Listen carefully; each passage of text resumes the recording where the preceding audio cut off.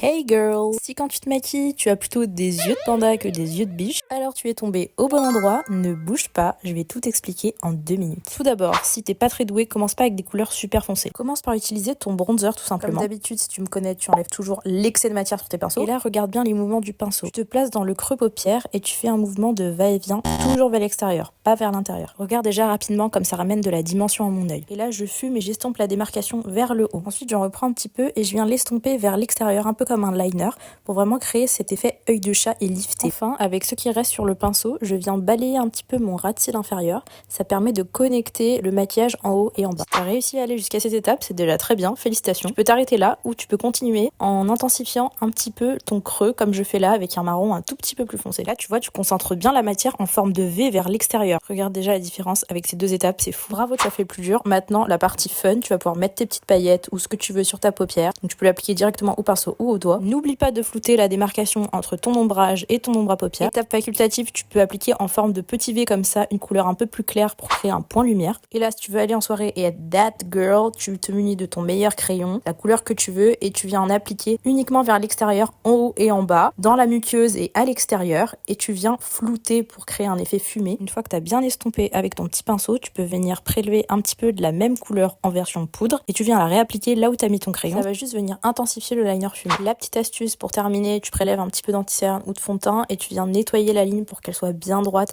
bien, tu vois. Ok, bah voilà ma girl, c'est déjà fini. Plus qu'à passer au mascara.